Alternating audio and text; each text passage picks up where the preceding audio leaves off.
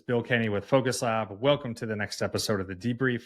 Today I spoke with Ken Babcock. He is co-founder of Tango. You can check them out at tango.us. They have built a great product. It is step-by-step documentation in the browser. Recently voted number 2 upvote in all of Product Hunt of all of 2021. Most impressive. So we had the pleasure of branding them last year, towards the end of the last year. And today, me and Ken sit down and we talk about the entire process. Enjoy.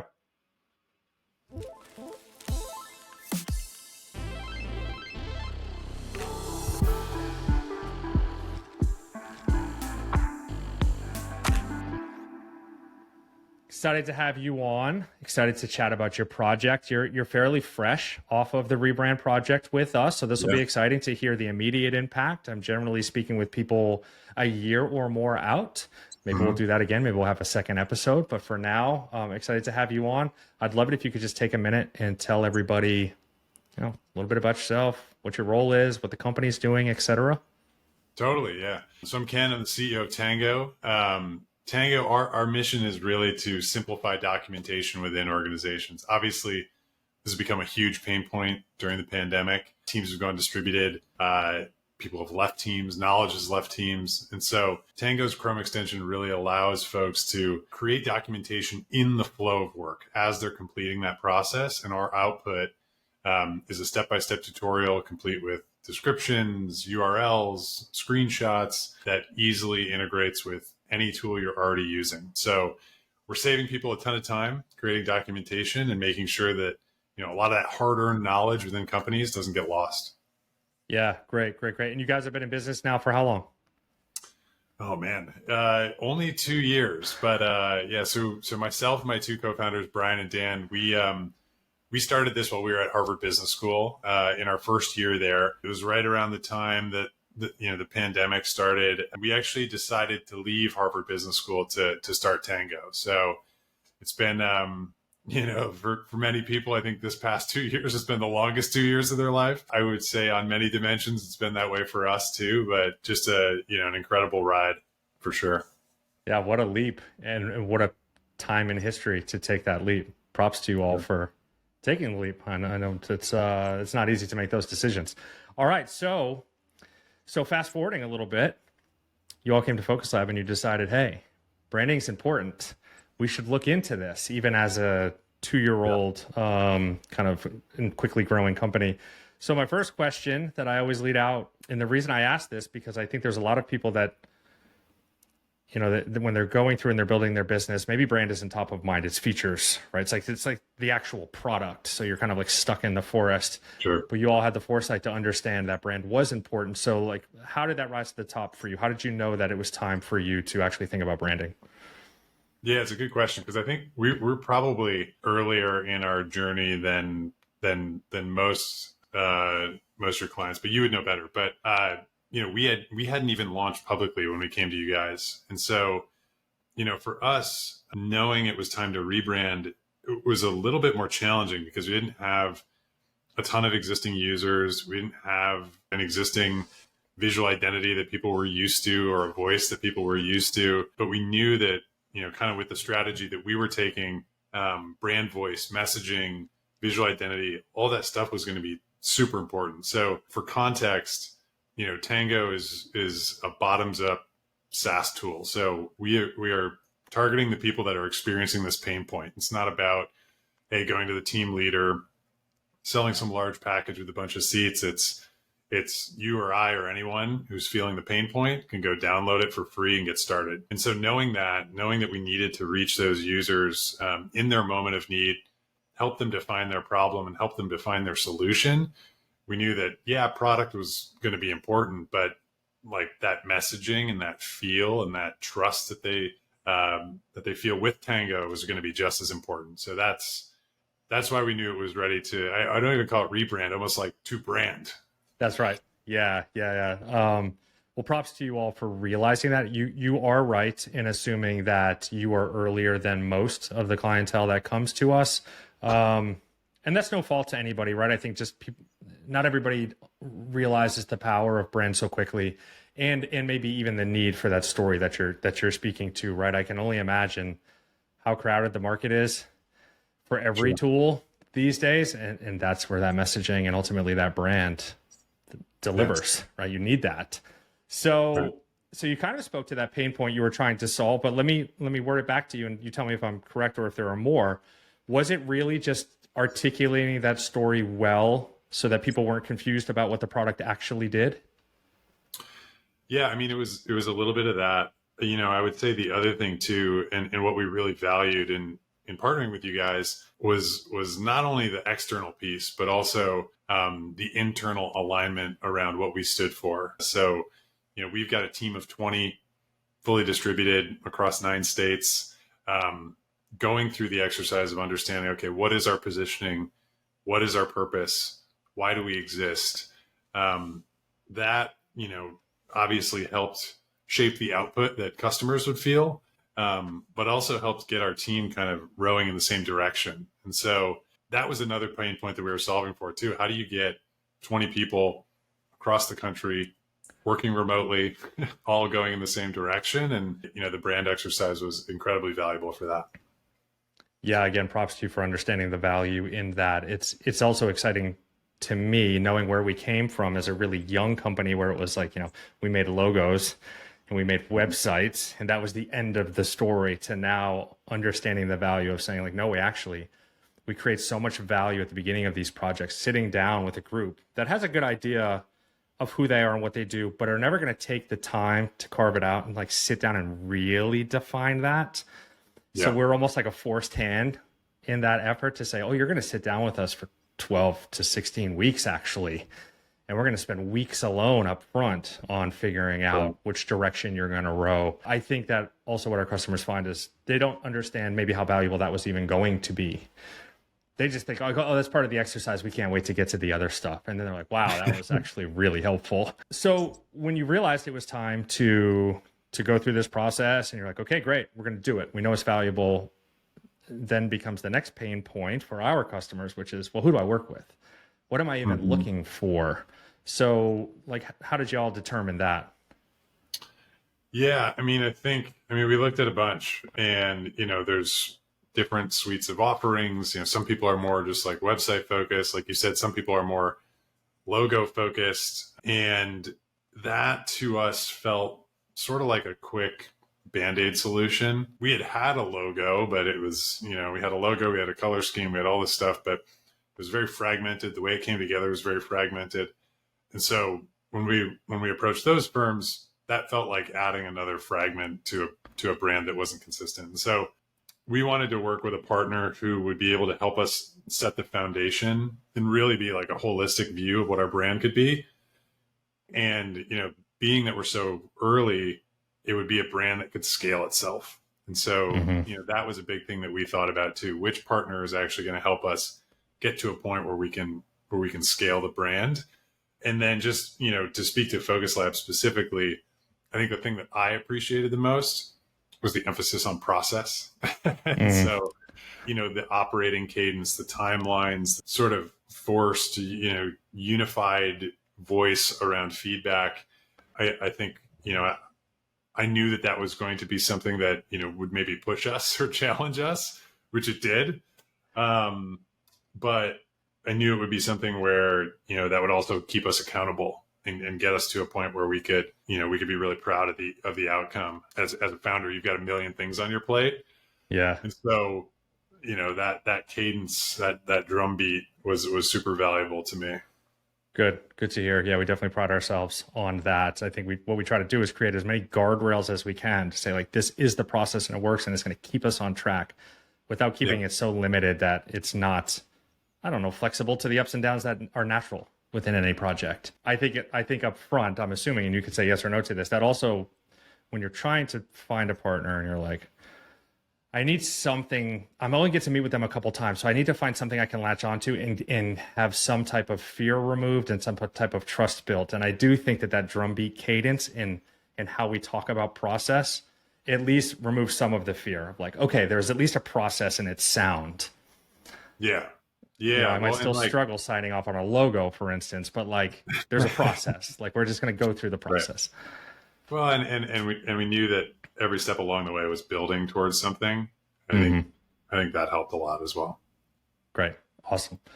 So you decide to work with us. We all say, yay, let's do this. And then we actually get in the train and start driving.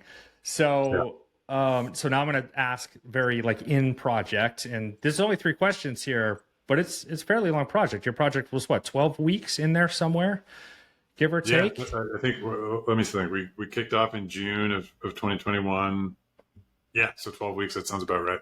Yeah. So these are only 3 questions, but like, I just want everybody to remember, this is like a very long process. So these are going to be highlights of a long process. The first question is, what was the most challenging part? I think it's important for people to understand that these projects are challenging. Even though the outcomes are very exciting and we're all like celebrating together, it doesn't mean that they're easy the whole way.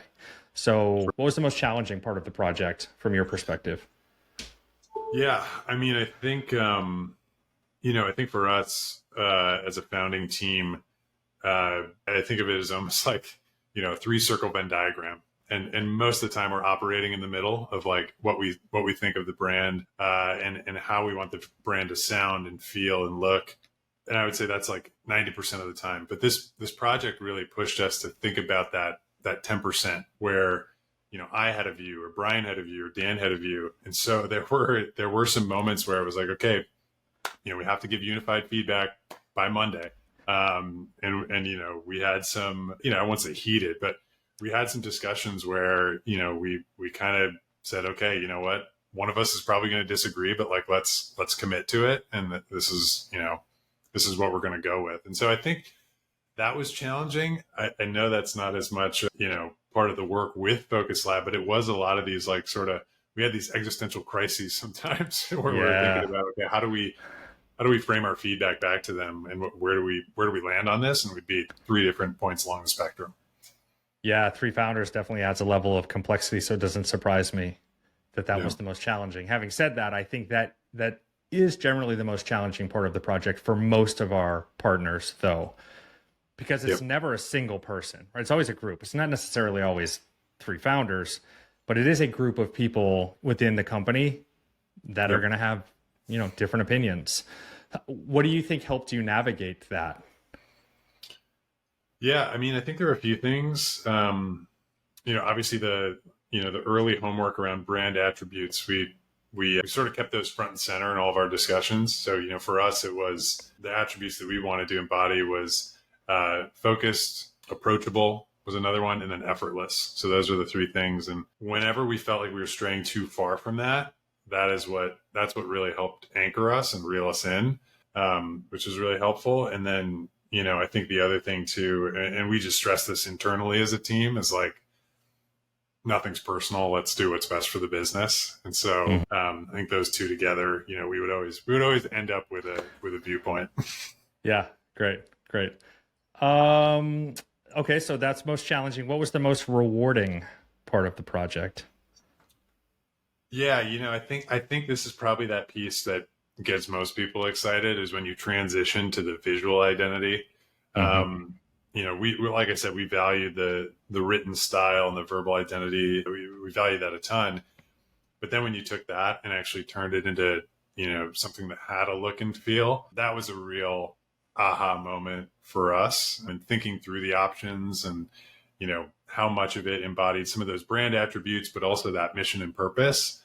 And so that was really cool. And that was probably the moment where we were like, oh man, this is really this is gonna hit hard. Like, this is going to be great when it finally reaches our customers. So that was definitely a cool moment. And, I have to give a shout out to, the team that we worked with at Focus Lab. It was just a hugely collaborative, it felt like, it wasn't necessarily a client relationship as much as it was like we were all figuring it out together. And so getting to that aha moment was also like, we felt like we were bringing kind of a team along with us. Great. Yeah, that's a big part of how we sell ourselves, is that feeling, if you will. Like, we want to feel like an actual part of the team, as much as, within reason. We meet a couple times a week, but we can still create that type of relationship. Yeah, no, I hate to say it, but I understand why the majority of the clients hit that aha moment at the design side, right? That, like you said, it's not to knock strategy, it's not to knock communication. All that stuff is critically important.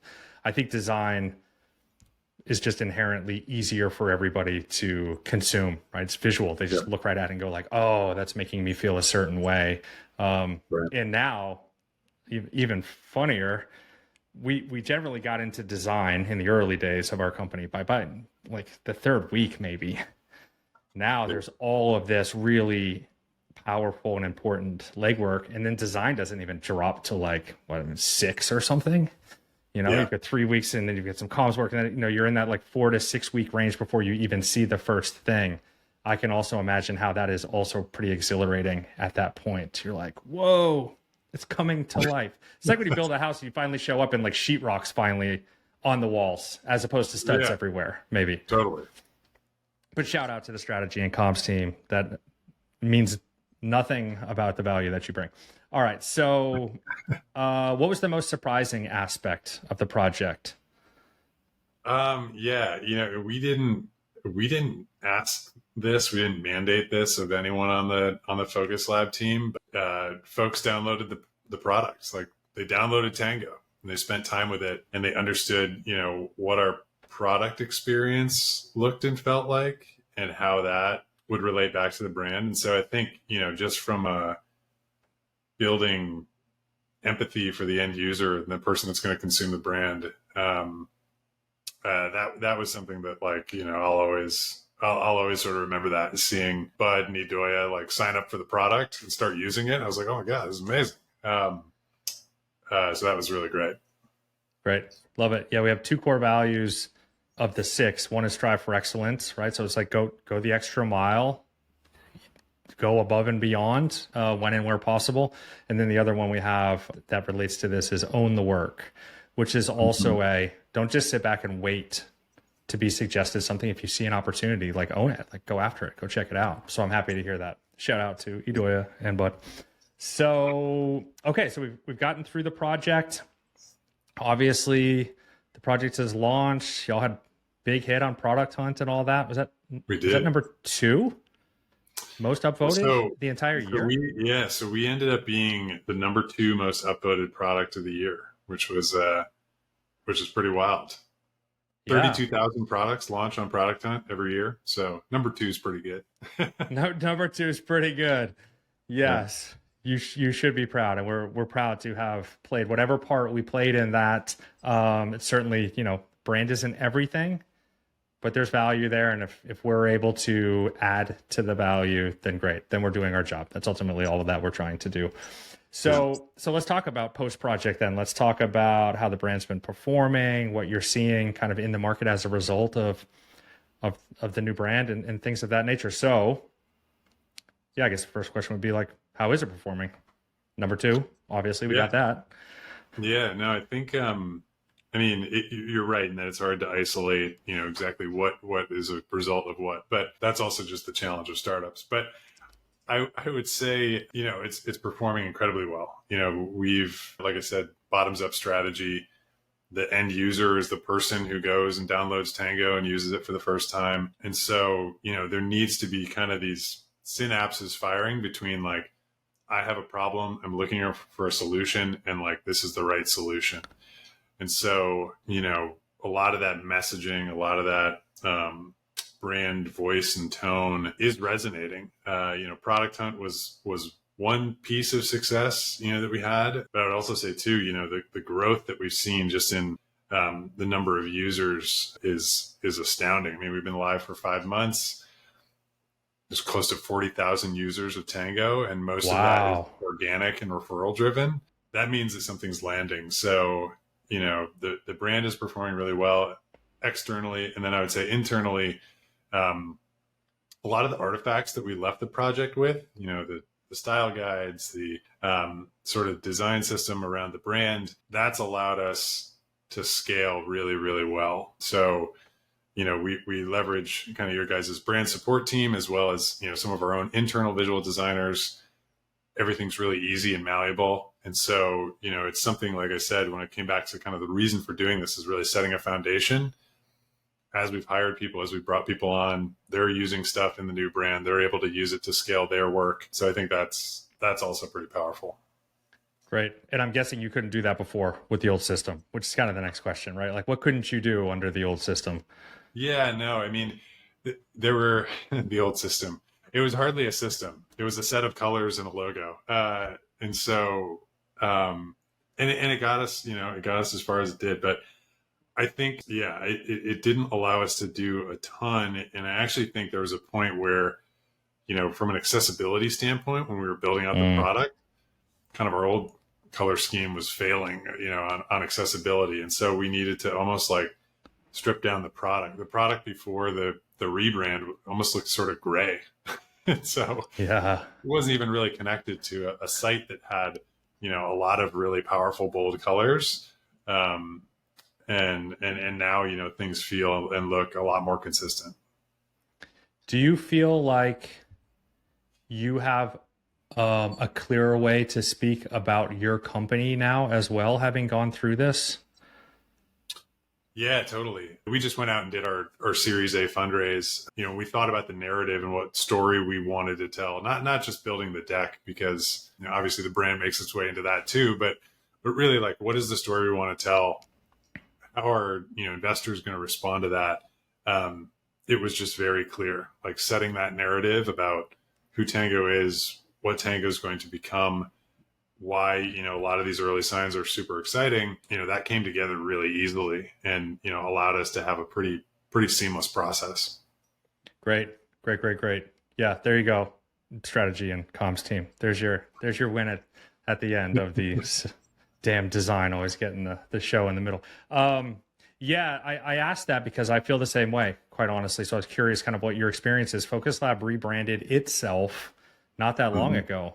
End of 2020 into early 2021, we had grown in the 10 years to just our outward representation of who we were in the story we were telling just wasn't really who we were. And we're like, okay, we've got the downtime through unfortunate circumstances. Let's lean in and actually rebrand ourselves. And now I can even feel the power myself. And it's funny, like, I should know that this is so powerful because we do this for everybody. But I find myself now even being able to discuss and express who Focus Lab is, why it's different, what it cares about, beyond just like surface level things that maybe float to the top of head in the moment. So I'm glad that our clients experience that too. I know what a weight that is as a founder, even, right? Like, well, what do you do and how are y'all different? It's like, okay, let me think about that for a minute. But when you have all that narrative built up through the brand process and everyone knows it on the entire company, there's like there's like a weight off your shoulders. Yeah, absolutely. And I think that's the piece you mentioned around how are you different. That's so important at this stage. What's that novel insight you're bringing, or what is, why does your approach, why is that going to be more successful than other people that have tried it? And that's really where like the positioning statement kind of came alive for us, because using that internally, we've almost oriented around that so much as a team strategically that then when it was time to explain, well, here's why we're different and here's why this is going to matter, we could point to all these things that we had done that was informed by the positioning statement. So it's sort of, there's sort of a couple leaps to get there. Yeah. But yeah, hugely helpful in explaining, what makes you different.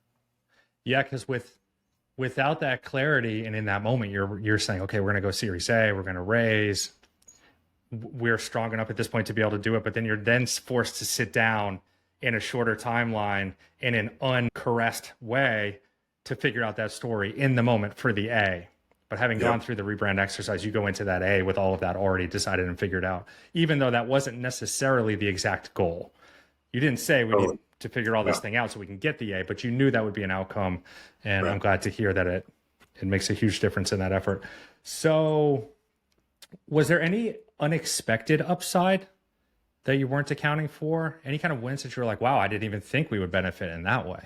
Yeah, that's a good question. I mean, I think one thing that's been pretty interesting, and this was actually one of these sort of hotter debates I think that we had internally. So we went with a script logo, which, is fairly rare in, enterprise software. A lot of logos kind of opt for maximum legibility in these big blocks that are just very obvious. But, we heard a lot of feedback that people were like, oh, we really love the script logo. We love the ode to documentation, because what we're doing is we're streamlining documentation. What's the most primitive form of documentation? It's someone writing something out, right? And so we didn't really expect folks to kind of make that connection as quickly as they did. And that sort of engendered a lot of like brand love, I think, with that script logo. Great. And that cured, I guess, maybe some of the naysayers during the project, like, oh, that was the right call. There's a leap of faith that happens there too, though, right? Like, we think this is the right call.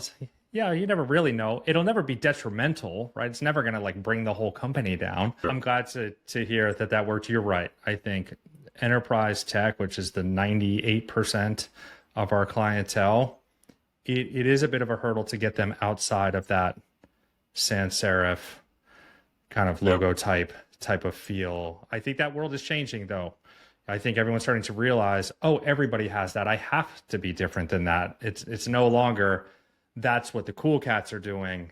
That's where I'm going to go. It's almost like we're on the backside of that momentum. So props to you all for leaning into being different. Yeah. So very relevant to the conversation and the people that we're trying to speak to here, which is people trying to think about, well, should I rebrand? What is it actually like? Besides just seeing a case study with a testimonial at the bottom, like what are the real wins and challenges? I'd like to take a minute, if you could, and just kind of share some words of advice to people that are considering going through it. This is Focus Lab removed. Just you speaking to them saying, hey, listen, if I were you, this is what I used to think. This is what I now think. Whatever you want to tell them, what would you tell them? Yeah. I mean, especially if you are looking for that holistic, let's set the foundation, let's build a brand that's going to be able to scale. It's a commitment, right? Like I think, sometimes when folks bring in, contractors or vendors, a lot of the thinking is like, oh, how can I like sort of outsource this to them? Branding is that's a totally different exercise. And so being willing to commit the time, commit the energy, have those discussions that aren't always going to be seamless.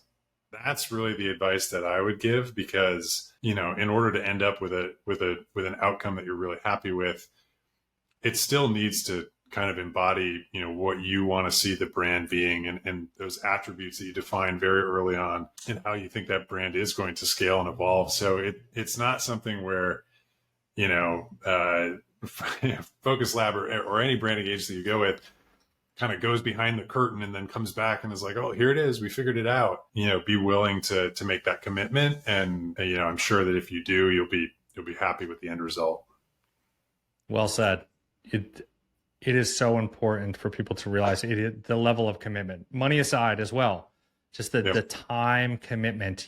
You said it really well. You can't just put it off thinking, oh, these people are experts. They're just going to go away and come back with magic. It's like, no, this is equally heavy for both sides, right? This is therapy, therapist and other party. And we work together to come to a solution that we're both going to enjoy, and working together means time, energy, all that stuff. So you said it well. Awesome. All right. Well, I guess we did it. Thanks a ton for coming on. Thanks, really Bill. Look forward to watching Tango continue to grow. So sounds like exciting times ahead for Tango. Awesome. Thanks, Bill. It's fun to talk about it. We had a great time with Focus Lab, and this makes me a little nostalgic for those Tuesday morning meetings. You want to go back and relay in those Friday end of days, right? Like, new work's coming Friday end of day. Exactly. Yeah, great. So maybe we'll reconnect again. Maybe we'll do a 1-year recap. We'll loop back around and see how you're doing. Sounds good.